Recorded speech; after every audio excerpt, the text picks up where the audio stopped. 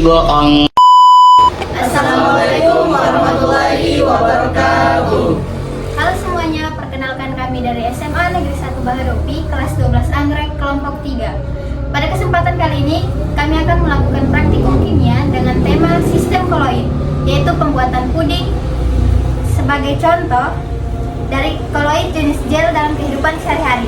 Melalui percobaan ini, kami akan menunjukkan bagaimana proses pembuatan puding. Nih sih yang enak makan apa nih? Makan soto tapi lagi panas begini. Ayam geprek apa ayam penyet kemarin ya? Enak juga sih itu. Yang biasa kita nikmati. Yuk langsung saja kita mulai praktiknya. Adapun alat dan bahan yang kami gunakan, yang pertama yaitu panci, spatula, gelas ukur, dan tempat puding. Bahannya yang kami gunakan yang pertama yaitu bubuk puding, bubuk fla, oreo, gula, dan yang terakhir air. Semua alat dan bahan ini harus bersih agar hasil percobaan tidak terkontaminasi dan sistem koloid yang terbentuk tetap stabil.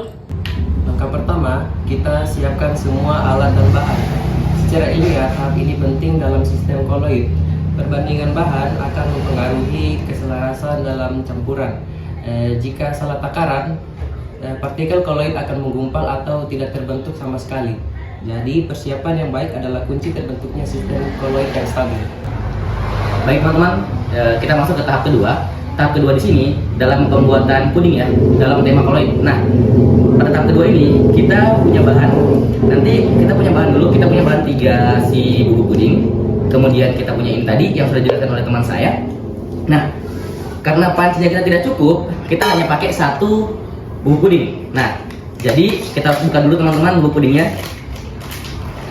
Oke, kita buka dulu bubuk pudingnya. Oke, kita buka dulu bubuk pudingnya. Oke, kita kasih masuk di dalam panci.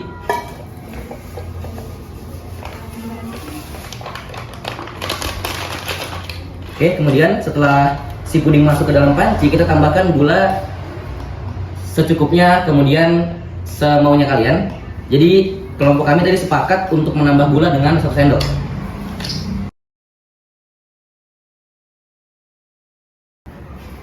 Oke, nah kemudian kita masukkan air ini ke dalam gelas ukur dengan kisarannya di 500 ml.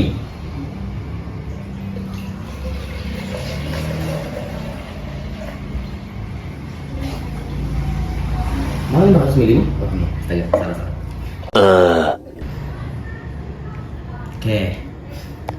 Oke teman-teman, kita bahas sedikit teorinya. Kan tahap kedua sudah selesai. Nah, kita bahas dulu tentang proses ilmiahnya atau teori ilmiahnya.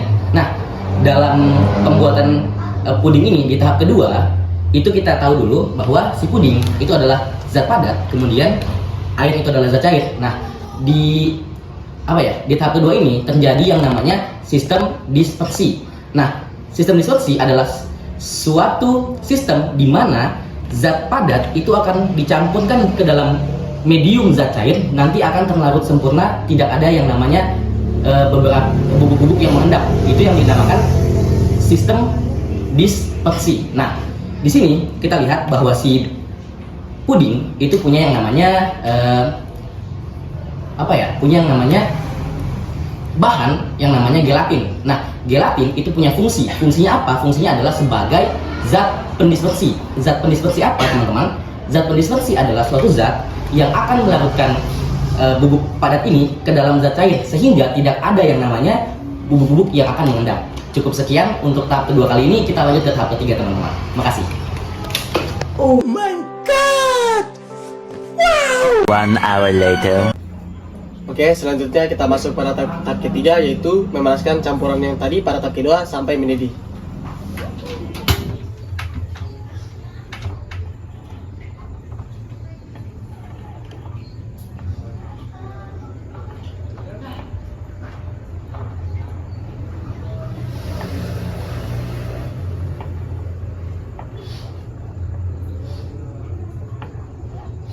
A few moments later. Setelah adonan mendidih, matikan kompor dan masukkan adonan ke dalam cetakan. Kemudian, diamkan hingga dingin dan mengeras. Yeah, boy. Tiga.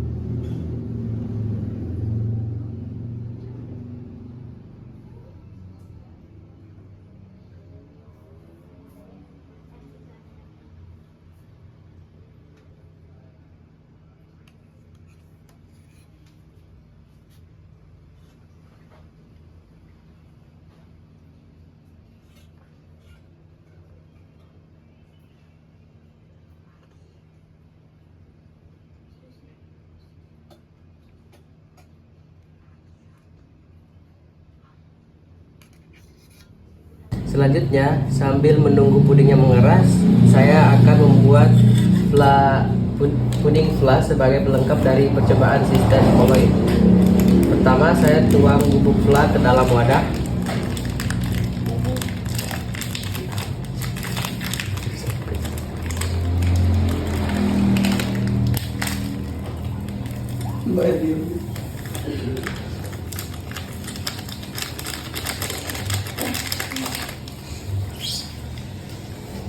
Lalu tambahkan air panas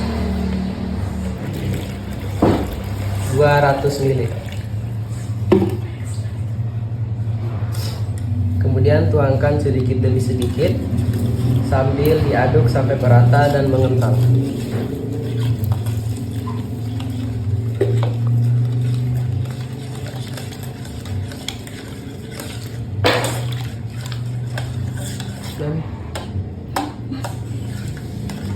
Secara ilmiah, flan termasuk dalam sistem koloid tipe emulsi, yaitu campuran antara zat cair dan partikel lemak yang bisa menyatu karena adanya zat pengemulsi.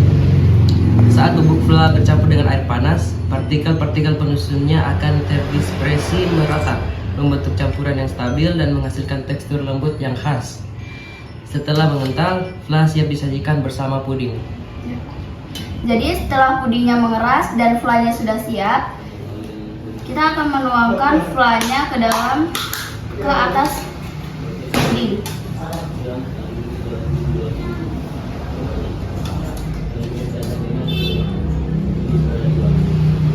Setelah itu, untuk toppingnya kita menggunakan Oreo. Nah, dari percobaan ini kita bisa melihat bahwa pembuatan puding merupakan penerapan langsung dari konsep koloid. Selama prosesnya, partikel padat tersebar merata dalam cairan, kemudian membentuk gel saat suhu turun. Jadi, puding termasuk sistem koloid tipe gel, di mana partikel padat atau gelatin terperangkap dalam medium cair atau airnya. Nah, kesimpulannya, pembuatan puding menunjukkan bahwa sistem koloid berperan penting dalam berbagai makanan yang kita konsumsi sehari-hari. Oke, sekian video praktikum dari kami kelompok 3. Assalamualaikum warahmatullahi wabarakatuh.